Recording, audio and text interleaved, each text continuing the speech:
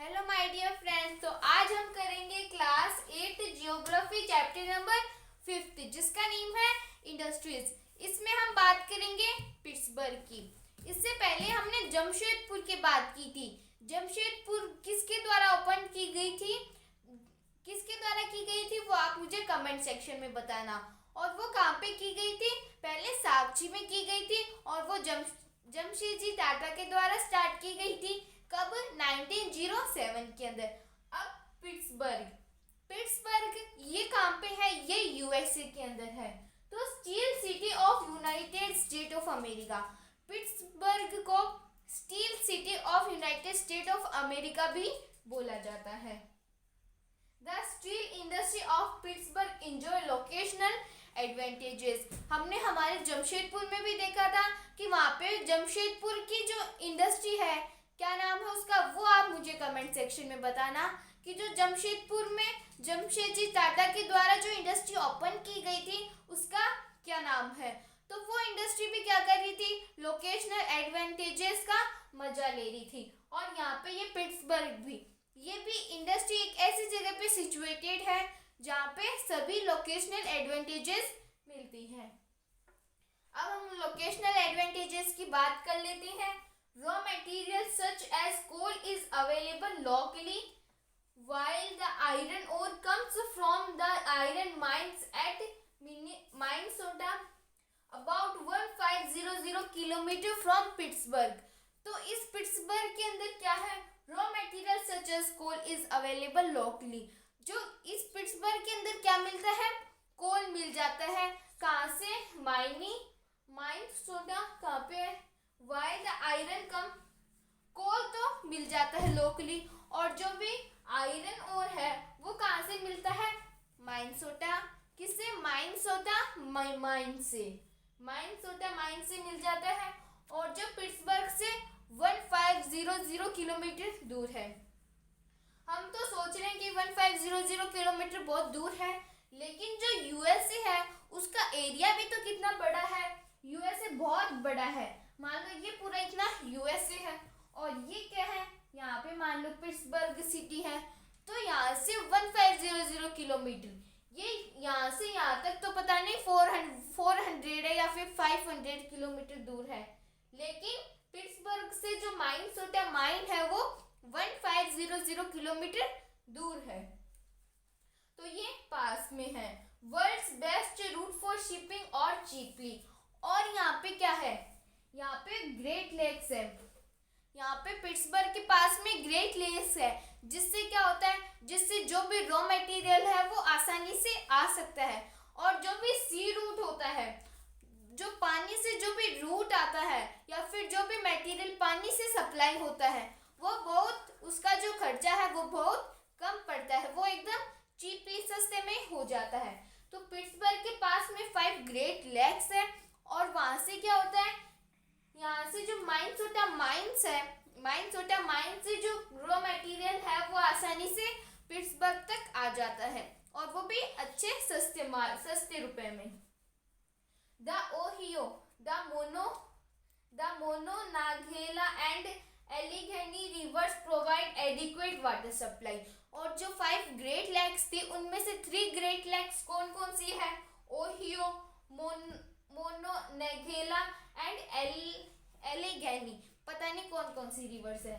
तो ये 3 रिवर्स है, ओहियो, मोनोगेनिला और एलिगेनी। ये 3 रिवर्स है जो कि इसको वाटर अच्छी तरह से सप्लाई कर देती है। तो कौन कौन से एडवांटेजेस है? जो माइनसोटा माइन है वो इससे 1500 किलोमीटर दूर है, और जो भी क्या कोल उनको आसानी से मिल जाता है। और जो भी सी रूट है वो 5 ग्रेट लेक्स से उनको क्या वो 5 ग्रेट लेक्स से उनकी जो सप्लाई है रॉ मटेरियल की वो भी चीपली हो जाती है। और क्या होता है? और जो भी रिवर्स है वो उनको अच्छे से वाटर सप्लाई दे देती है, उनको अच्छे से वाटर मिल सकता है। तो हमने पिट्सबर्ग के बारे में इतना जाना। अब हम पिट्सबर्ग के बारे में और जानेंगे। अब क्या है? अब जो ओहियो, मोनोगेला और एलिगेनी जो रिवर्स है उनके आसपास और भी इंडस्ट्रीज लगने लग गई। पहले तो पिट्सबर्ग के पास में इंडस्ट्री थी, पहले तो पिट्सबर्ग इंडस्ट्री थी, अब और भी इंडस्ट्री लगने लग गई। क्यों? क्योंकि सी पोर्ट से रॉ मटेरियल भी अच्छा मिलने लगता है, रॉ मटेरियल भी मिल जाता है और वो चीपली भी मिल जाता है और वाटर सप्लाई भी अच्छे से हो जाती है। तो इसके बहुत सारे एडवांटेजेस थे। तो पिट्सबर्ग के पास में बहुत सारी इंडस्ट्रीज ओपन होने लग गई। और वही बात जमशेदपुर में भी।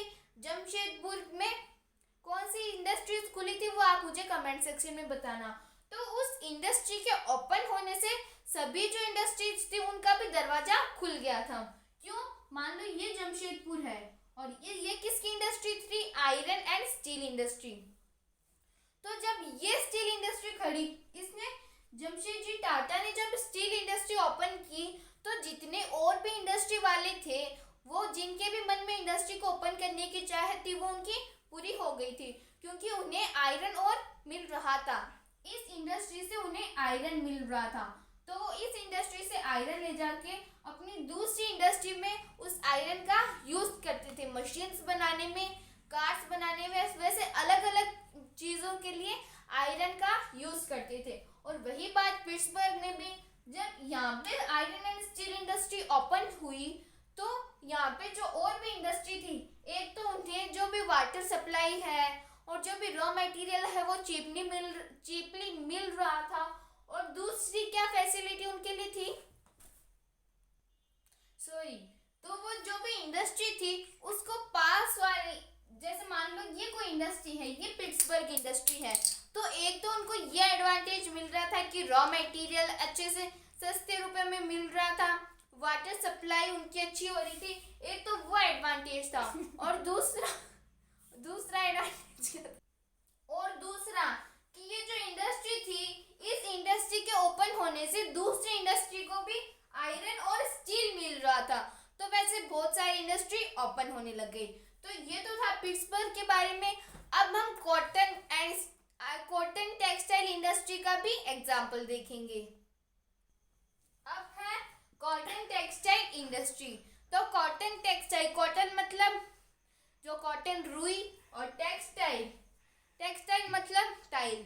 ऐसा है क्या? नहीं, टेक्सटाइल मतलब कपड़ा, टेक्सटाइल इंडस्ट्री मतलब कपड़े की इंडस्ट्री। तो टेक्सटाइल इंडस्ट्री मतलब कपड़े की इंडस्ट्री। तो टेक्सटाइल इंडस्ट्री दो तरह की होती है, एक नेचुरल रॉ मटेरियल इंडस्ट्री और man made raw material textile industry.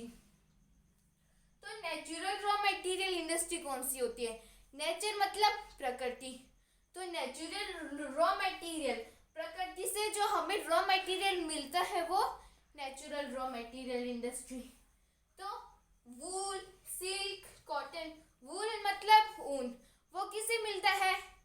वो हमें शिप से मिलता है। तो शिप क्या है?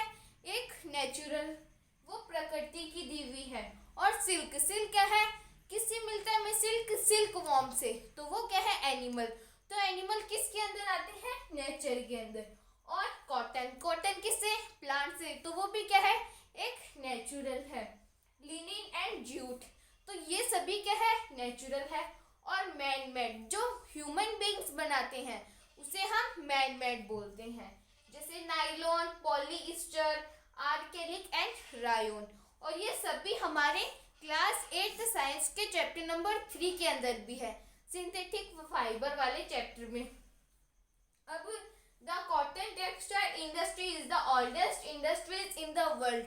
पूरे विश्व के अंदर जब से हमारी धरती बनी है उससे क्या जो कॉटन टेक्सटाइल इंडस्ट्री है वो सबसे पुरानी इंडस्ट्री है। आज तक हम जितनी भी इंडस्ट्री देखते हैं उनमें सबसे पुरानी कॉटन टेक्सटाइल इंडस्ट्री है। अब इवोल्यूशन समझे तो हम स्पिनिंग व्हील, पहले क्या था? चरखा था। तो पहले चरखा था और चरखे से फिर क्या हुआ? पावर लूम, फिर सभी मशीन से बनाने लगे। तो पहले तो था चरखा और अब किससे बनाने लगे? मशीन। तो वो क्या है? इवोल्यूशन। पहले मोबाइल फोन इतने छोटे छोटे और उनके बटन कितने, स्क्रीन इतनी सी, और अब आईफोन इतने बड़े बड़े, स्क्रीन भी बड़ी बड़ी, ना बटन और ना ही लिखना, टाइपिंग भी हमें कम करना पड़ता है, हम वॉइस से भी बोल सकते हैं। तो वो क्या है? इवोल्यूशन। पहले छोटी स्क्रीन वाला और इतना सा मोबाइल, अब आईफोन। तो वो क्या है? इवोल्यूशन। ऐसे ही कॉटन टेक्सटाइल इंडस्ट्री का क्या इवोल्यूशन है? वो पहले क्या था, चरखा जो हाथों से किया जाता था, अब पावर लूम जो किससे, बिजली से किया जाता है। तो हम कॉटन टेक्सटाइल इंडस्ट्री के बारे में हमने ये सब कुछ पढ़ा। अब हम इसके बारे में और जानेंगे। अब मुस्लिम्स, अब हम देखेंगे कि जो इंडिया का जो टेक्सटाइल था वो पूरे वर्ल्ड वाइड बहुत फेमस था। जब ब्रिटिशर्स आए थे और वो ब्रिटिशर्स भी हमारे जो कपड़े की स्टाइल थी उसको देखकर बहुत खुश हुए थे। तो मुस्लिम्स जो था वो ढाका के अंदर, बांग्लादेश की कैपिटल है ढाका, और जब ब्रिटिशर्स आए थे तो ढाका, बांग्लादेश वो सभी इंडिया का ही पार्ट था।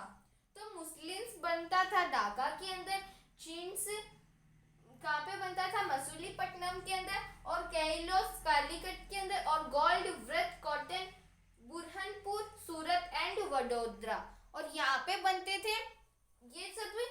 ये तो है कपड़े की डिजाइन्स, ये सभी क्या है, कपड़े की डिजाइन्स, और ये है जहाँ पे वो बनते थे।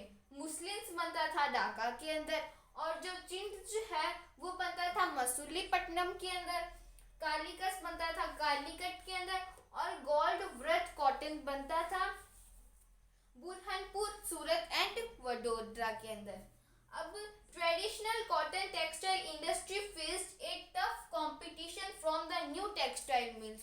जो पुराने समय में जो वीवर्स होते थे वो अपने हाथों से बुनाई करते थे और उनको टाइम भी ज़्यादा लगता था, लेकिन बाद में वहाँ पे जब ब्रिटेन के अंदर इंडस्ट्रीज आने लग गई तब जो सभी जो वर्क है वो हाथों से होने लग गया, और वो जैसा वीवर्स कपड़ा बुनते थे वैसा ही वो इंडस्ट्री भी बुनने लगी थी, और वो एक दिन में बहुत सारी ड्रेसेस बना लेते थे, इसलिए वो बहुत सस्ते होते थे। लेकिन जो वीवर्स होते थे, जो बुनकर होते थे, वो अपने हाथों से कपड़ा बनाते थे और उनको बेचारों को टाइम भी बहुत लगता था, इसलिए वो बहुत महंगे होते थे, क्योंकि उनका समय भी ज़्यादा लगा था और उनका मेहनत भी बहुत हुई थी। जो टेक्सटाइल मिल्स थी वो तो किसे मशीन से उन सभी से ड्रेसेस बना लेती थी, लेकिन वीवर्स को टाइम लगता था और इसलिए उनका जो वीवर्स का जो भी कपड़ा होता था वो महंगा होता था और इंडस्ट्रीज का सस्ता होता था, इसलिए जो भी पीपल्स होते थे वो सस्ते के पास जाते थे। तो वो जो इंडस्ट्रीज थी उनका जो कपड़ा रहता था वहाँ पे जाते थे, इसलिए जो वीवर्स होते थे, जो ट्रेडिशनल कॉटन टेक्सटाइल इंडस्ट्रीज होती थी, उनका बहुत लॉस होने लगा था। और वो कैसे लॉस होने लगा था वो मैंने आपको बता दिया, क्योंकि जो बुनकर्स होते थे वो अपने हाथों से कपड़ा बनाते थे, इसलिए वो पैसे ज़्यादा लेते थे, लेकिन इंडस्ट्रीज वो मशीन से बनाती थी, इसलिए वो बहुत सस्ता होता था। लेकिन बाद में इंडिया वालों ने सोचा कि वहाँ पे ब्रिटेन के अंदर क्या है, वहाँ पे इंडस्ट्रीज है, तो हम थोड़ी ना तो पीछे रहेंगे, तो इंडिया वालों ने भी इंडस्ट्रीज लगाना चालू कर दिया। तब वीवर्स को और ज़्यादा लॉस होने लगा था, क्योंकि इंडिया वाले तो अपने वालों के ही ड्रेस लेंगे। तो तब बाद में जब इंडिया की इंडस्ट्रीज आने लग गई इंडिया के अंदर, तो वीवर्स को और ज़्यादा लॉस होने लगा। तो फिर लेकिन इंडस्ट्री से उनको एम्प्लॉय भी मिल रही थी, उनको रोजगार भी मिल रहा था, वरना तो वो क्या थे, बेरोजगार थे, तो उनको पैसे मिलते थे इंडस्ट्रीज में, वो मजदूर की तरह काम करते थे। तो first cotton textile industry I थी मुंबई के अंदर, और कब आई थी, 1854 में, 1854 के अंदर आई थी। और जमशेदपुर के अंदर जो इंडस्ट्री आई थी वो कब आई थी, 1907 के अंदर, और मुंबई के अंदर 1854 में आई थी। कौन सी आई थी, कॉटन टेक्सटाइल इंडस्ट्री। जमशेदपुर के अंदर आयरन एंड स्टील इंडस्ट्री। तो मुंबई के अंदर 1854 के अंदर आई थी, और वो सबसे ज़्यादा कहाँ पे, वो इंडस्ट्रीज जो थी वो सबसे ज़्यादा महाराष्ट्र और गुजरात के अंदर फैलने लगी थी। क्यों, उसका कारण देख लेते हैं हम। Because of the favourable humid climate. कौन सी इंडस्ट्री है, कॉटन टेक्सटाइल इंडस्ट्री। तो कॉटन को ग्रो करने के लिए ह्यूमिड क्लाइमेट की ज़रूरत पड़ती है, द पोर्ट फैसिलिटीज। और जो गुजरात और महाराष्ट्र है, जो गुजरात और महाराष्ट्र है, ये इंडिया का मैप है, और ये क्या है, ये गुजरात है, और गुजरात के पास में क्या है, यहाँ पे महाराष्ट्र है। तो यहाँ पे पास में सी पोर्ट है, और सी पोर्ट में मैंने आपको पहले भी बताया था कि सी पोर्ट से जो भी सप्लाई होती है वो बहुत चीप में, बहुत सस्ते में हो जाती है। तो जो भी पीपल्स होते थे वो सस्ते के पास जाते थे। तो महाराष्ट्र के अंदर और गुजरात के अंदर इंडस्ट्रीज ज़्यादा फैलने लगी थी, क्योंकि जो कॉटन है वो ह्यूमिड क्लाइमेट के अंदर ग्रो होता है, और जो पोर्ट फैसिलिटीज़ यहाँ पे सी पोर्ट भी हैं, और अवेलेबिलिटी ऑफ रॉ मटेरियल भी उनको मिल रहा था, एंड स्किल्ड लेबर, और गुजरात और महाराष्ट्र में स्किल्ड लेबर भी मिल रहे थे। तो ये कॉटन इंडस्ट्री के बारे में था। अब पहले तो महाराष्ट्र एंड गुजरात के अंदर फैल रही थी, लेकिन अब पास में और जगह पे भी फैलने लग गई। अब हम देखेंगे कि और वो कौन कौन सी जगह थी।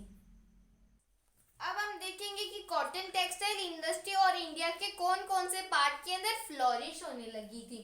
तो एक तो था कोयम्बटूर, ये कोई प्लेस है, कानपुर, चेन्नई, अहमदाबाद, मुंबई, कोलकाता, लुधियाना। यहाँ पे किसी में चीप लेबर मिल रहे थे, कहीं पे रॉ मटेरियल, ये सभी अवेलेबिलिटी मिल रही थी। इसी कारण यहाँ पे भी इंडस्ट्रीज ग्रो होने लगी। कोयम्बटूर, कानपुर, चेन्नई, अहमदाबाद, मुंबई, कोलकाता और लुधियाना। तो आज के वीडियो में हम इतना ही करेंगे। इसके नेक्स्ट वीडियो में हम पहले अहमदाबाद की और ओसाका की बात करेंगे। If you have any doubt, any problem, then please ask me in the comments. Thank you so much.